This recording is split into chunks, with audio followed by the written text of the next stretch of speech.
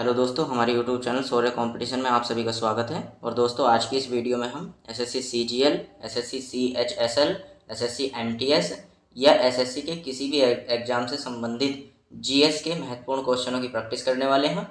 दोस्तों, इससे पहले हम जीएस के 6 प्रैक्टिस सेट कर चुके हैं और साथ ही हमने एसएससी सीजीएल के 14 जुलाई की चारों शिफ्ट और 17 जुलाई की चारों शिफ्ट के जीके जीएस के क्वेश्चनों की भी प्रैक्टिस की है। अगर आप उन क्वेश्चनों की प्रैक्टिस करना चाहते हैं तो उन सभी वीडियो का लिंक मैंने डिस्क्रिप्शन में दिया है, आप जाकर देख सकते हो। तो चलिए स्टार्ट करते हैं। क्वेश्चन नंबर 1, ओलंपिक पदक जीतने वाली पहली भारतीय महिला कौन है? Option A Karnam Malleswari, option B Saina Nehwal, option C PV Sindhu, option D Mirabai Chanu. तो दोस्तों, इसका सही आंसर है ऑप्शन ए कर्णम मल्लेश्वरी। कर्णम मल्लेश्वरी ये आंध्र प्रदेश की रहने वाली है। और दोस्तों, सन 2000 में सिडनी में आयोजित हो रहे ओलंपिक में भारत तोलक, जिसको वेट लिफ्टिंग बोलते हैं, ठीक है, इसमें इन्होंने कांस्य पदक जीता था और कांस्य पदक जीतने वाली ये पहली भारतीय महिला बन गई थी। ठीक है, नेक्स्ट क्वेश्चन देखते हैं। क्वेश्चन नंबर 2, भारत ने किस ओलंपिक खेल में पहली बार स्वर्ण पदक जीता? Option A 1936 Berlin, option B 1968 Mexico, option C 1928 Amsterdam, option D 1952 Helsinki. तो दोस्तों, इसका सही answer option number C 1928 Amsterdam में भारत ने पहली बार ओलंपिक खेल में अपना स्वर्ण पदक जीता था। और दोस्तों, ये कौन से खेल में जीता था? तो ये हॉकी के खेल में जीता था। ठीक है, हॉकी के क्षेत्र में जीता था। ठीक है, भारत ने अपना पहला स्वर्ण पदक। चलिए बढ़ते हैं नेक्स्ट क्वेश्चन नंबर 3 की ओर। भारतीय संविधान का कौन सा अनुच्छेद उपाधियों के उन्मूलन की बात करता है? ऑप्शन ए अनुच्छेद 16, ऑप्शन बी अनुच्छेद 17, ऑप्शन सी अनुच्छेद 18, ऑप्शन डी अनुच्छेद 19। तो दोस्तों, इसका सही आंसर ऑप्शन नंबर सी अनुच्छेद 18 उपाधियों के उन्मूलन की बात करता है। ठीक है, और दोस्तों, अगर बात की जाए अनुच्छेद 16 की, तो अनुच्छेद 16 में आता है लोक नियोजन में अवसर की समानता। ये लोक नियोजन में अवसर की समानता प्रदान करता है। और दोस्तों, अनुच्छेद 17 अस्पृश्यता का अंत करता है। अस्पृश्यता मतलब छुआछूत का अंत होता है। ठीक है, अनुच्छेद 17 के तहत। और दोस्तों, अनुच्छेद 19 में वाक का मतलब होता है बोलना। ठीक है, प्रेस, सूचना, विदेश भ्रमण, इन सब की स्वतंत्रता का अधिकार हमें किससे मिलता है? अनुच्छेद 19 से मिलता है। दोस्तों, आपको बता दें, ये चारों जो अनुच्छेद दिए हुए हैं ये एक मौलिक अधिकार हैं। ये क्या है? मौलिक अधिकार हैं। और भारत के संविधान में मौलिक अधिकार कितने हैं? 6 हैं। ठीक है, जिसमें जो ये ऊपर के 3 अनुच्छेद दिए हैं, अनुच्छेद 16, 17 और 18, ये पहले मौलिक अधिकार के अंतर्गत आते हैं। और पहला मौलिक अधिकार कौन सा है? तो पहला मौलिक अधिकार है समानता का अधिकार। ठीक है, ये भी आपको याद रखना है। और दोस्तों, जो अनुच्छेद 19 है, अनुच्छेद 19 दूसरे मौलिक अधिकार में से आता है। दूसरे मौलिक अधिकार से, और दूसरा मौलिक अधिकार क्या है? स्वतंत्रता का अधिकार। ठीक है, तो ये भी आपको याद रखना है। चलिए बढ़ते हैं नेक्स्ट क्वेश्चन नंबर 4 की ओर। निम्न में से कौन सा भारत के काली मिट्टी का क्षेत्र है? Option A Deccan trap, option B Himalaya क्षेत्र, ऑप्शन सी पश्चिमी घाट, ऑप्शन डी इनमें से कोई नहीं। दोस्तों, इसका सही answer option number A Deccan trap. Deccan trap के अंतर्गत किस किस का क्षेत्र आता है? ये गुजरात का। ठीक है, गुजरात आता है, महाराष्ट्र आता है, मध्य प्रदेश आता है और राजस्थान आता है। ठीक है, राजस्थान। तो ये भी आपको याद रखना है। और दोस्तों, जो काली मिट्टी है ये किस तरीके से बनती है? जब ज्वालामुखी की क्रिया होती है, ज्वालामुखी फटता है, ठीक है, तो वहाँ से बेसाल्ट चट्टान का निर्माण होता है। ठीक है, कौन सी चट्टान का? बेसाल्ट चट्टान का। ठीक है, और इसी बेसाल्ट चट्टान से बनती है काली मिट्टी। अब दोस्तों, जो बेसाल्ट होती है, इसी से काली मिट्टी मतलब काले रंग की ही मिट्टी क्यों बनती है? लाल, पीली, हरी, नीली क्यों नहीं बनती है? ठीक है, क्योंकि बेसाल्ट चट्टान में पाया जाता है क्या? मैग्नेटाइट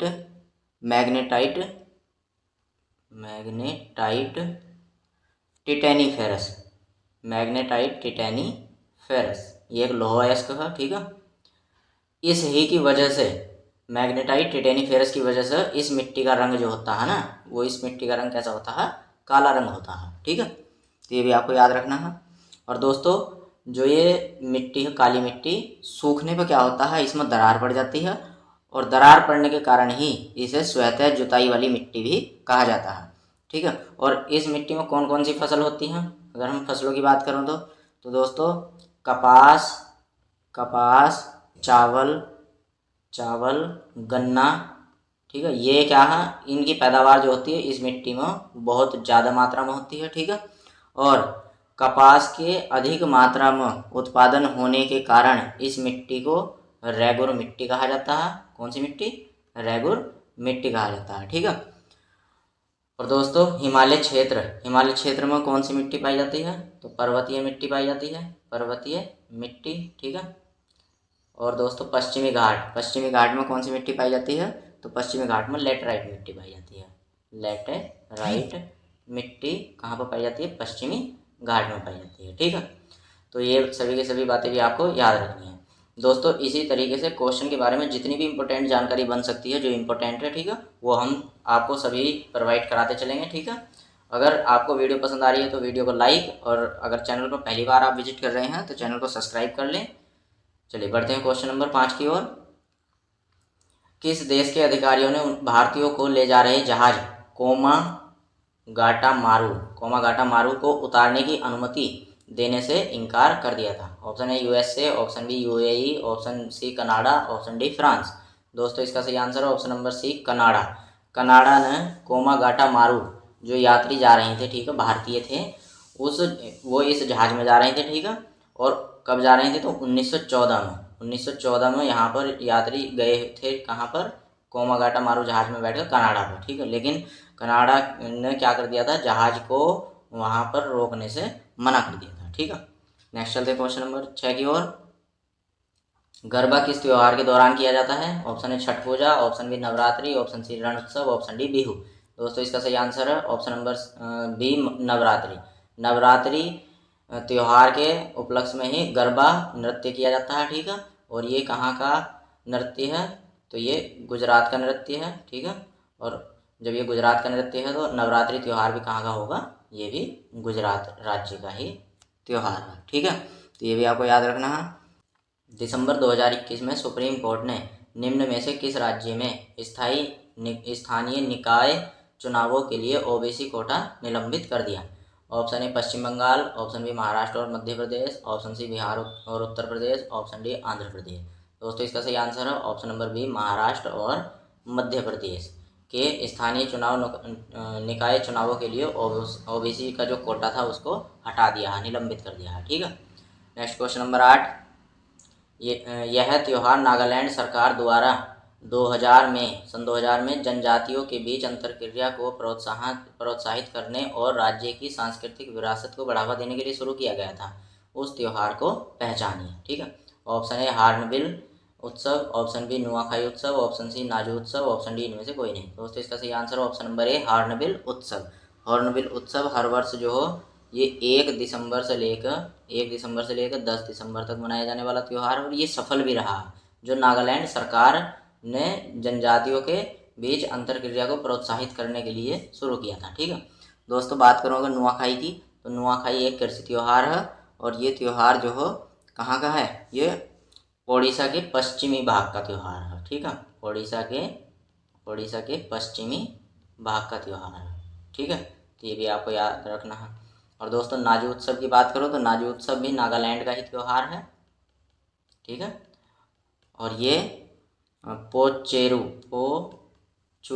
पोचुरी जनजाति के द्वारा किया जाता है। पोचुरी जनजाति के द्वारा किया जाता है। ठीक है, मनाया जाता है। नेक्स्ट क्वेश्चन नंबर 9 पर चलते हैं। निम्नलिखित में से कौन द कॉन्स्पिरेसी पुस्तक के लेखक हैं? Option A Manmohan Singh, option B Gotabaya Rajapaksa, option C PV Narasimha, option D इनमें से कोई नहीं। दोस्तों इसका सही आंसर है option number B Gotabaya Rajapaksa. इन्होंने द कॉन्स्पिरेसी पुस्तक लिखी है। और दोस्तों ये गोटबाया राजपक्षे जो हैं ये श्रीलंका के पूर्व राष्ट्रपति हैं, और इन्हें जो हो एक जन आंदोलन के द्वारा, ठीक है, नाटक की साजिश करके इनके पद से हटा दिया गया था। ठीक है। इसमें विदेशी और स्थानीय पार्टी की साजिशें शामिल थी। और 2 वर्ष के बाद अब सन 2024 में इन्होंने ये पुस्तक लॉन्च की है। और इस पुस्तक के माध्यम से उनके ऊपर जो शासन के द्वारा दाग लगा था, उन्होंने खुद को इस दाग से बचाने की कोशिश की है। ठीक है, नेक्स्ट क्वेश्चन नंबर 10 पर बढ़ते हैं। दीपिका सोरेन किस राज्य से संबंधित सॉरी राज्य नहीं है दोस्तों, ये खेल है। किस खेल से संबंधित है? दीपिका सोरेन किस खेल से संबंधित है? Option A cricket, option B hockey, option C tennis, option D तैराकी। दोस्तों इसका सही आंसर है option number B hockey. Deepika Soren hockey से संबंधित है। ठीक है, ये हॉकी खेल खेलती हैं। और दोस्तों अभी हाल ही में इन्हें आशुता लाकड़ा पुरस्कार से सम्मानित किया गया है। ठीक है, इन्होंने आशुता लाकड़ा पुरस्कार जीता है। नेक्स्ट बढ़ते हैं क्वेश्चन नंबर 11 की ओर। निम्न में से कौन सा या कौन से दर्रे अरुणाचल प्रदेश में स्थित है? नंबर 1 बुमला दर्रा, नंबर 2 जोजिला दर्रा, नंबर 3 यांग्याप दर्रा, नंबर 4 दिफू दर्रा।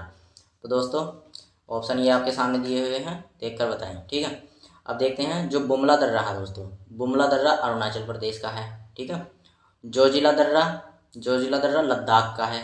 ठीक है, और यांग्याप दर्रा भी अरुणाचल प्रदेश का है, और दिफू दर्रा भी ये अरुणाचल प्रदेश का ही है।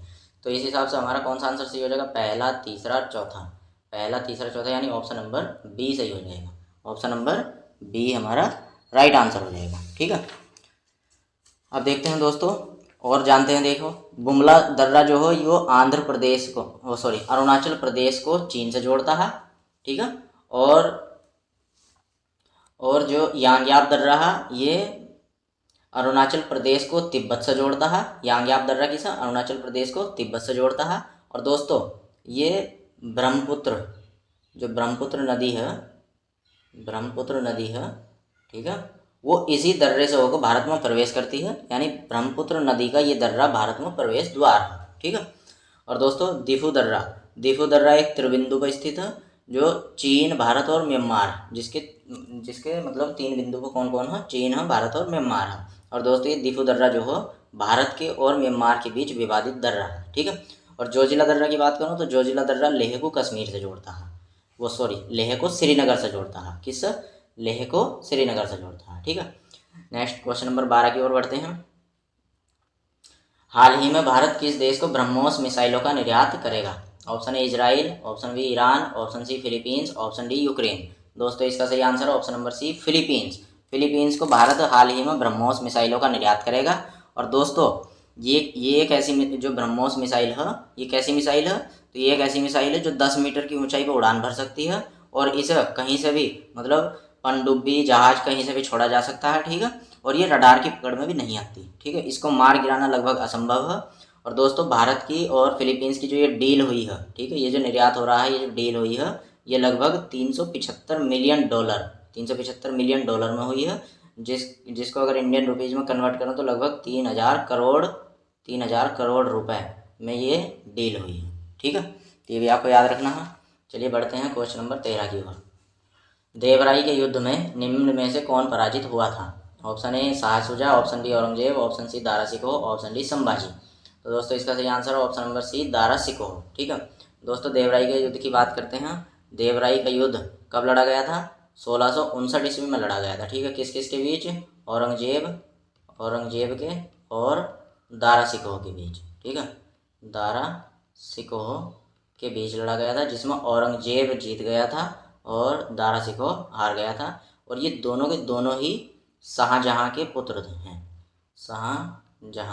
शाहजहाँ के पुत्र हैं दोनों ही। ठीक है, चलिए बढ़ते हैं नेक्स्ट क्वेश्चन नंबर 14 की ओर। निम्नलिखित में से किस आंग्ल मैसूर युद्ध के परिणाम स्वरूप मैसूर का अंग्रेजी सत्ता में विलय हो गया था? ऑप्शन ए 5वें, ऑप्शन बी 3रे, ऑप्शन सी 4थे, ऑप्शन डी 2रे। तो दोस्तों इसका सही आंसर है ऑप्शन नंबर सी 4थे आंग्ल मैसूर युद्ध के दौरान, ठीक है, मैसूर का अंग्रेजी सत्ता में विलय हो गया था। बात करूँ चौथा मैसूर युद्ध कब हुआ था, तो दोस्तों ये हुआ था 1799 में चौथा आंग्ल मैसूर युद्ध हुआ था। किस किस के बीच हुआ था? तो ये हुआ था टीपू सुल्तान, ठीक है, ये हैदर अली का पुत्र था, और अंग्रेजों की तरफ से लड़ रहा था कौन? Lord Wellesley. ठीक है, इसमें टीपू सुल्तान मारा गया था और लॉर्ड वेलेजली ने मैसूर को अंग्रेजी सत्ता में मिला लिया था। ठीक है, नेक्स्ट बढ़ते हैं क्वेश्चन नंबर 15 की ओर। निम्नलिखित में से कौन असेंबली बम कांड में शामिल था? भगत सिंह, सुखदेव, बटुकेश्वर दत्त, राजगुरु। ठीक है, था या थे? ठीक है, इनमें एक से ज़्यादा भी हो सकते हैं। ये आपके सामने ऑप्शन है। ठीक है, तो देखिएगा दोस्तों, जो असेंबली बम कांड हुआ था, मतलब असेंबली बम में बम फेंक कर मारा था, ठीक है, वो किसने मारा था? एक तो भगत सिंह ने और दूसरा बटुकेश्वर दत्त ने। तो इसका सही हो जाएगा ऑप्शन नंबर सी, 1 व 3, यानी भगत सिंह और बटुकेश्वर दत्त जो थे उन्होंने क्या किया था? असेंबली बम कांड किया था। और ये कब किया था? तो ये किया था 8 अप्रैल 8 अप्रैल 1929 को। ठीक है, असेंबली बम कांड किया था इन्होंने, भगत सिंह ने और बटुकेश्वर दत्त ने। और इसी के बाद भगत सिंह ने इंकलाब जिंदाबाद, इंकलाब जिंदाबाद का नारा दिया था, जिंदाबाद। ठीक है, तो ये भी क्वेश्चन बन सकता है कि भगत सिंह ने इंकलाब जिंदाबाद का नारा किस के मतलब कब दिया था या किसके बाद दिया था? तो असेंबली बम कांड 8 अप्रैल 1929 के बाद में जो हो भगत सिंह ने इंकलाब जिंदाबाद का नारा दिया था। ठीक है, नेक्स्ट बढ़ते हैं क्वेश्चन नंबर 16 की ओर। हाल ही में आर्टेमिस समझौते में शामिल होने वाला 39वां देश कौन सा बना है? Option A Italy, option B Canada, option C Brazil, option D Slovenia. तो दोस्तों इसका सही आंसर है option number D, Slovenia. Slovenia Artemis समझौते में शामिल होने वाला 39वां देश बना है। ठीक है, और दोस्तों आर्टेमिस कार्यक्रम ये क्या है? ये 2026 तक मनुष्य को चंद्रमा पर ले जाने वाला एक अमेरिकी नेतृत्व वाला प्रयास है। ठीक है, और 19 अप्रैल को, कब? 19 अप्रैल, अभी हाल ही में 19 अप्रैल 2024 को। ठीक है, 19 अप्रैल 2024 को 39 देशों ने इस समझौते पर हस्ताक्षर किए हैं। ठीक है, नेक्स्ट बढ़ते हैं क्वेश्चन नंबर 17 की ओर। हाल ही में आईपीएल 2024 में 200 विकेट लेने वाले पहले गेंदबाज कौन बने हैं? Option A Mayank Kumar Yadav, option B Yuzvendra Chahal, option C Jasprit Bumrah, option D Hardik Pandya. तो दोस्तों इसका सही answer option number B, Yuzvendra Chahal 200 wicket लेने वाले आईपीएल में पहले गेंदबाज बने हैं। नेक्स्ट क्वेश्चन में बढ़ते हैं। निम्न में से कौन से वनों के पेड़ हमेशा खारे पानी में रहते हैं और फिर भी इनकी लकड़ी खराब नहीं होती? ऑप्शन ए उष्ण सदाबहार वन, ऑप्शन बी मरुस्थलीय वन, ऑप्शन सी उष्ण पर्णपाती one, option D mangrove one. दोस्तों इसका सही answer option number D, mangrove one. Mangrove one जो हो, इसके पेड़ जो हैं ये हमेशा क्या खारे पानी में रहते हैं और इनकी लकड़ी खराब नहीं होती है। ठीक है, और ये वन कहाँ पाए जाते हैं? तो ये वन पश्चिम बंगाल में पाए जाते हैं, पश्चिम बंगाल में पाए जाते हैं। ठीक है, उदाहरण के तौर पर जैसा सुंदरी वन। ठीक है, उदाहरण के तौर पर सुंदरी वन और राइजोफेरा। ठीक है, ये क्या है? ये इसके उदाहरण हैं। नेक्स्ट बढ़ते हैं क्वेश्चन नंबर 19 की ओर। हाल ही में सुब्रमण्यम धारेश्वर का निधन हो गया है। वह किस लोक नृत्य के एक प्रसिद्ध गायक थे? Option A Bharatanatyam, option B Kathak, option C Yakshagana, option D Chhau. दोस्तों इसका सही आंसर है option number C, Yakshagana. Subramanyam Dhareshwar का हाल ही में भी निधन हुआ है और ये यक्षगान के गायक थे। ठीक है, और यक्षगान दोस्तों कर्नाटक का लोक नृत्य है, कर्नाटक का लोक नृत्य है। ठीक है, ये भी आपको याद रखना है। और दोस्तों छऊ झारखंड का लोक नृत्य है, झारखंड। एसएससी ने काफ़ी बार पूछा है ये। और दोस्तों कथक एक शास्त्रीय नृत्य है, लोक नृत्य नहीं है। ठीक है, और कहाँ का है ये? उत्तर प्रदेश का शास्त्रीय नृत्य है। और दोस्तों भरतनाट्यम भी शास्त्रीय नृत्य है, ये तमिलनाडु का शास्त्रीय नृत्य है। ठीक है, और शास्त्रीय नृत्य की जो संख्या है वो कुल कितनी है? शास्त्रीय नृत्य की संख्या कुल कितनी है? 8 शास्त्रीय नृत्य हैं। ठीक है, ये भी आपको याद रखना। बढ़ते हैं क्वेश्चन नंबर 20 की ओर। निम्न राज्यों का राज्यसभा की सीटों के आधार पर आरोही क्रम है। पहला दिया तमिलनाडु, पश्चिम बंगाल, तीसरा दिया बिहार, चौथा उत्तर प्रदेश, पांचवा महाराष्ट्र। ऑप्शन आपके सामने ये दिए हुए हैं। ठीक है, तो दोस्तों देखिए पहले हम सीटों की बात कर लेते हैं। जो तमिलनाडु में राज्यसभा की सीटों की संख्या है 18। पश्चिम बंगाल में राज्यसभा की सीट है 16, बिहार में भी 16 हैं। ठीक है, और दोस्तों उत्तर प्रदेश में सबसे ज़्यादा हैं, कितनी? 31, और महाराष्ट्र में 19 है। ठीक है, तो इसने कहा आरोही क्रम। तो आरोही क्रम में सबसे पहले सबसे छोटा आना चाहिए, तो या तो 2 नंबर या फिर 3 नंबर। ठीक है, क्योंकि दोनों में 16-16 सीट हैं। ठीक है, तो शुरू में 2 नंबर कहाँ आ रहा है? ऑप्शन नंबर सी में आ रहा है, तो इसका ऑप्शन नंबर सी ही राइट आंसर हो जाएगा। ठीक है, पहले 2 फिर 3, उसके बाद 1 18 सीट वाला। ठीक है, तमिलनाडु, फिर 5 आया महाराष्ट्र 19 सीट वाला, और उसके बाद आया 4। ऑप्शन 4 पे क्या? उत्तर प्रदेश, यानी कि इसमें 31 सीट है। ठीक है, नेक्स्ट बढ़ते हैं क्वेश्चन नंबर 21 की ओर। निम्नलिखित में से किस वंश को पितृहंता वंश कहा जाता है? ऑप्शन ए मौर्य वंश, ऑप्शन बी कर्ण वंश, ऑप्शन सी कुषाण वंश, ऑप्शन डी हर्यक वंश। दोस्तों इसका सही आंसर है option number option number D, Haryanka वंश को पितृहंता वंश कहा जाता है। क्यों?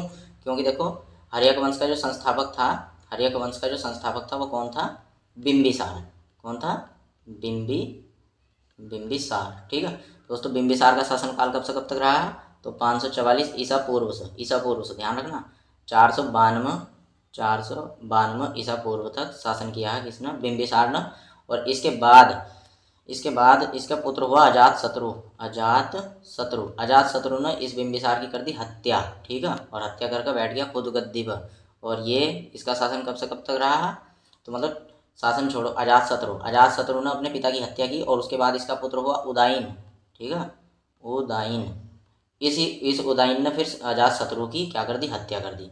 तो मतलब पिता की हत्या पुत्र के द्वारा हो रही है, तो इसलिए हर्यक वंश को क्या कहा गया है? पितृहंता वंश कहा जाता है। ठीक है दोस्तों, मौर्य वंश का संस्थापक था चंद्रगुप्त मौर्य। और कब से कब तक था? 323 ईसा पूर्व से 298 ईसा पूर्व तक। ठीक है, और दोस्तों कर्ण वंश की बात करो, कर्ण वंश का संस्थापक कौन था? वासुदेव।